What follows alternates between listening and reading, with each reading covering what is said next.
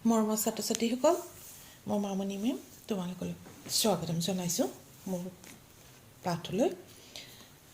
তোমালোকক মোৰ দেশ কবিতাটোৰ আগধৰি তোমালোক আবৃত্তি কৰি শুনোৱা হৈছে আৰু কবিতাটোৰ মূল ভাৱখিনি কোৱা হৈছে। তোমালোকে পঢ়িছা নিশ্চয়।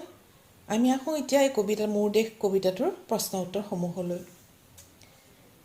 এই কবিতাটোত চুটি প্ৰশ্ন উত্তৰ। কবি হীৰেণ ভট্টাচাৰ্যৰ জন্ম ক'ত হৈছিল? উত্তৰ লিখিবা। হীৰেণ ভট্টাচাৰ্যদেৱৰ জন্ম হৈছিল যোৰহাটত 1932 চনত।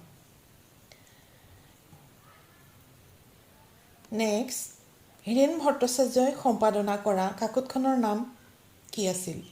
উত্তৰ, হীৰেণ ভট্টাচাৰ্যদেৱে সম্পাদনা কৰা কাকতখনৰ নাম চিত্ৰবন, মনন আৰু আন্তৰিক। তাৰপিছৰটো লিখিবা। দেশৰ প্ৰতিটো পুৱাই কবিৰ বাবে কি লুকাই আনিছে? উত্তৰ, দেশৰ প্ৰতিটো পুৱাই কবিৰ বাবে লুকাই আনিছে ঐশ্বৰ্যৰ বিপুল সম্ভাৰ। ইয়াৰ পিছৰ প্ৰশ্নটো হৈছে, তোমালোকক সুধিছে মোৰ দেশ কবিতাটোৰ সাৰাংশ লিখা।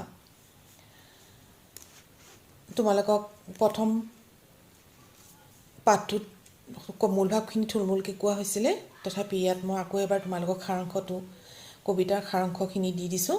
আকৌ এবাৰ তোমালোকে মন দি শুনিবা আৰু লিখিবা। কবি হীৰেণ ভট্টাচাৰ্যদেৱৰ মোৰ দেশ কবিতাটো হৈছে এটি দেশ প্ৰেমমূলক কবিতা।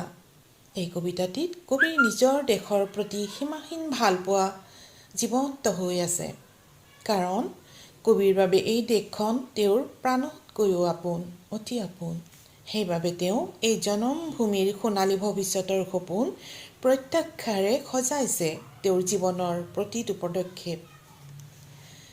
কবিয়ে পৃথিৱীখনৰ অলেখ ঠাই ভ্ৰমি ফুৰিছে আৰু এই অলেখ ঠাইত ভ্ৰমি ফুৰি তেওঁ বহু অভিজ্ঞতা লাভ কৰিছে। অৰঙে দৰঙে ঘূৰিছে, বন্ধুৰ সতে হাত ধৰি ফুৰিছে আৰু জিৰণিও লৈছে, প্ৰাণৰ কথা পাতিছে। কিন্তু কবিৰ মনত কোনো ধৰণৰ প্ৰতিক্ৰিয়াৰ সৃষ্টি কৰিব পৰা নাছিল, কাৰণ কবিৰ চকুত ভাহি আহে নিজৰ দেশখন, নিজৰ দেশৰ সুৰীয়া ভাষা অহৰহ বাজি থাকে। যেতিয়া কবিয়ে নিজৰ দেশলৈ ঘূৰি আহে, তেতিয়া তেওঁ বিচাৰি পাইছে জীৱনৰ নতুন অৰ্থ। সেই অৰ্থই হৈছে ভালপোৱা। ভালপোৱাই মানুহৰ জীৱনলৈ কঢ়িয়াই আনিব পাৰে অনাবিল আনন্দ। এই আনন্দৰ মাজেৰেহে যৌৱনৰ প্ৰাচুৰ্যতা যেন লাভ কৰিব পাৰে। কবি নিজৰ দেশৰ বুকুৰ উমে কবিক দিছে ভালপোৱাৰ আনন্দ, যৌৱনৰ প্ৰাচুৰ্য। আৰু প্ৰতিটো পুৱাই কবিলৈ কঢ়িয়াই আনে ঐশ্বৰ্যৰ বিপুল সম্ভাৰ।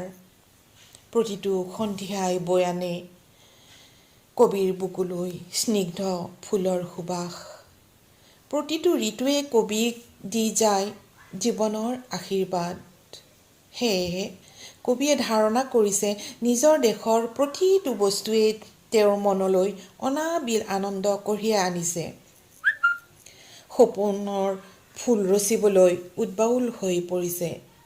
জীৱনৰ আহে আহে, যৌৱনৰ কোহে কোহে কবিয়ে সপোনৰ কলৰোল শুনিবলৈ পাইছে। কিন্তু কবিৰ দিবলৈ একো নাই, অথচ শান্তিৰ চৰাইজনীক আজলি ভৰাই দিছে ভঁৰালৰ এমুঠি ধান আৰু দিছে প্ৰাণেৰে নিগৰি ওলোৱা একোটি গান। কাৰণ কবিৰ নিজৰ মাতৃভূমিৰ প্ৰতি খুব হেঁপাহ আৰু ভালপোৱা গভীৰভাৱে সোমাই আছে। সেয়েহে বিদেশ ভ্ৰমণ কৰিও কবিক আকৰ্ষণ কৰিব পৰা নাছিল। নিজৰ দেশৰ মানুহৰ মাজতে সেই আনন্দকণ তেওঁ লাভ কৰিব পাৰিছিল। অন্য দেশ চহকী হ'লেও, বিদেশী চহকী বন্ধু লগ পালেও নিজৰ দেশৰ কৃষক, বনুৱা, সজোৱা, হালোৱা, মজদুৰ সকলেহে কবিৰ অতি আপোন। তেওঁলোকৰ মাজতে কবিয়ে প্ৰশান্তি লাভ কৰিছে। সেয়েহে নিজৰ দেশৰ স্বাৰ্থতে নিজৰ জীৱন মৰণ অৰ্পণ কৰিব খুজিছে। নিজৰ দেশৰ আত্মাৰ আহ্বান শুনিছে। সেয়ে দেশৰ মানুহৰ মাজত ঐক্য আৰু সংহতিৰ মন্ত্ৰ আওৰাই অনৈক্যৰ মাজত ঐক্য আনিব চেষ্টা কৰিছে। বিৰোধৰ মাজত সংহতি স্থাপন কৰিবলৈ কবি যেন জীয়াই আছে আৰু কবিয়ে যেন বিশ্বাসেৰে সিহঁতৰ অন্তৰ জয় কৰিবলৈ সক্ষম হৈছে। এনে আদৰ্শই কবিৰ মন আৰু হৃদয়ৰ পৰা নিগৰি ওলোৱা এক মূল মন্ত্ৰ। এয়াই স্বদেশৰ প্ৰতি থকা তেওঁৰ অপাৰ অনুৰাগ।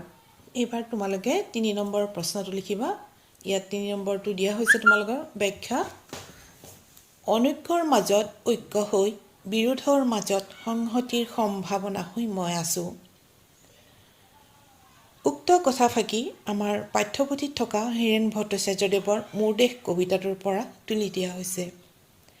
কবিতাটো কবিৰ নিজৰ দেশৰ প্ৰতি থকা গভীৰ ভালপোৱা ভাৱ প্ৰকাশ কৰি উক্ত বাক্যশাৰী কোৱা হৈছে।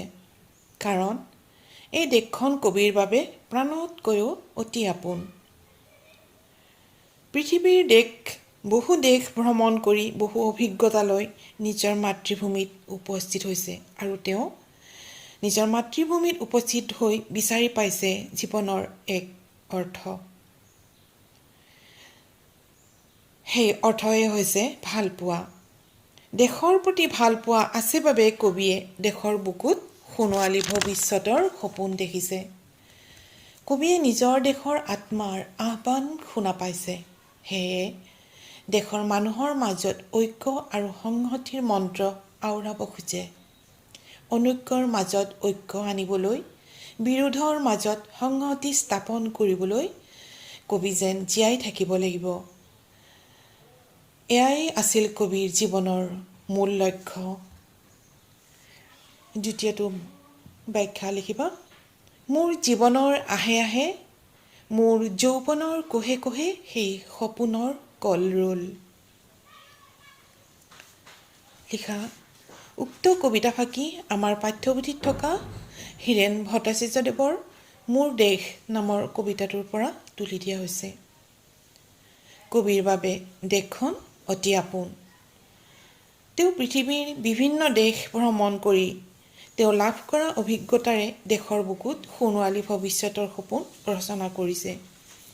তেওঁ জীৱনৰ অৰ্থ বিচাৰি পাইছে আৰু সেয়া অৰ্থই হৈছে ভালপোৱা।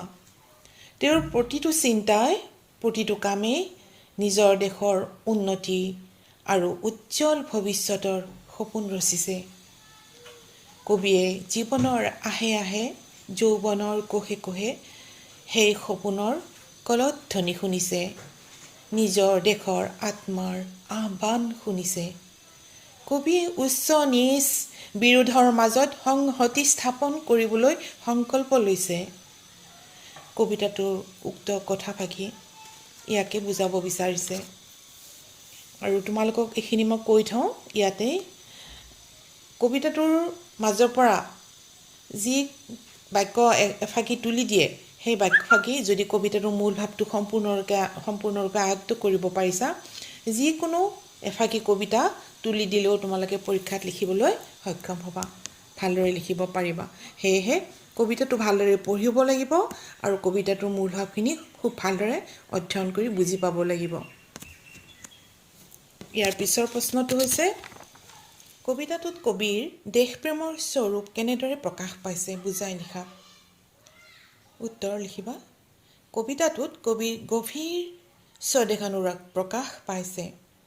কবিয়ে নিজ দেশৰ শান্তি প্ৰতিষ্ঠাৰ বাবে তেওঁৰ দেহ মন উৎসৰ্গা কৰিবলৈ সাজু হৈছে।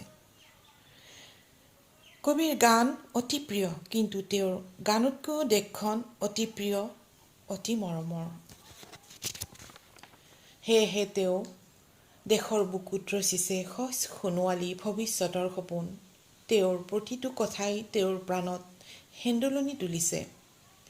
কবিতাটিৰ মোৰ প্ৰাণৰো প্ৰাণৰ, মোৰ গানৰো গানৰ, মোৰ দেশ এই বাক্যশাৰী যেন তেওঁৰ দেশপ্ৰেমৰ এক সুন্দৰ নিদৰ্শন।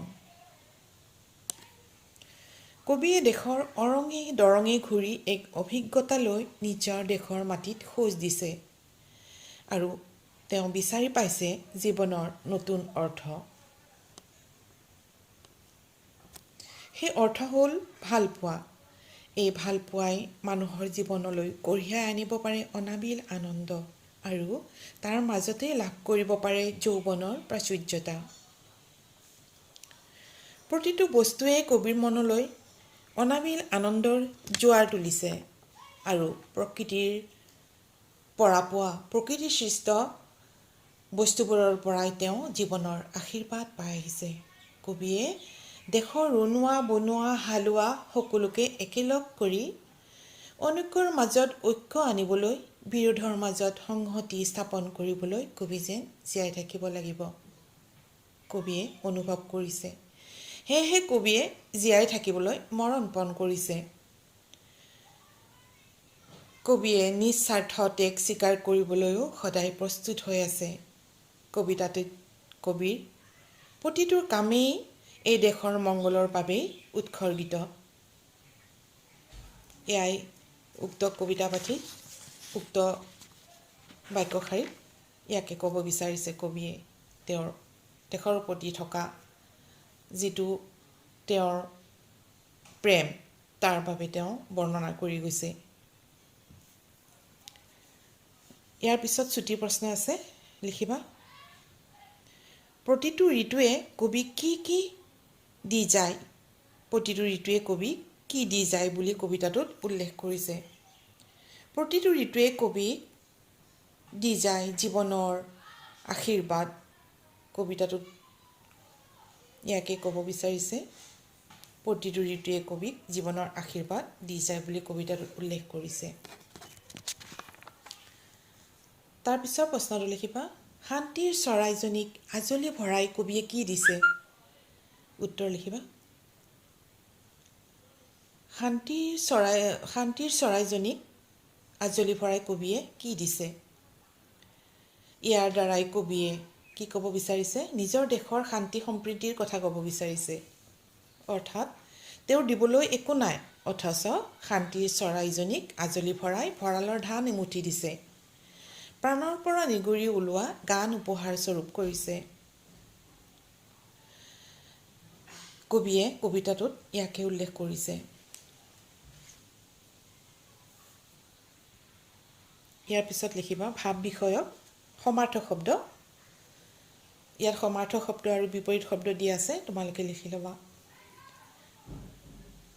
দেশ মানে হৈছে প্ৰদেশ, ৰাজ্য। কাম মানে হৈছে কৰ্ম, কাৰ্য। পৰীক্ষাত যিকোনো এটা লিখিলেও হ'ব। কলৰোল মানে হৈছে হাই উৰ্মি, কোৰহাল, কলৰৱ।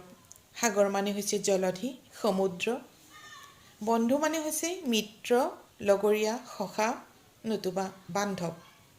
শেষ মানেটো সমাপ্ত, অন্ত নতুবা ইতি। সম্ভাৰ মানে হৈছে সামগ্ৰী সমূহ। শইচ মানে শস্য। বুকু মানে বক্ষ, হৃদয়। তৰংগ মানে ঢৌ, উৰ্মিমালা।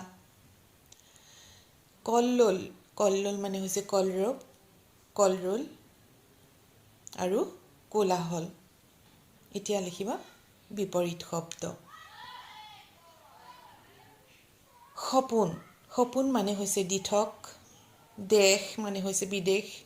জীৱন, মৰণ, পাহাৰ, ভৈয়াম।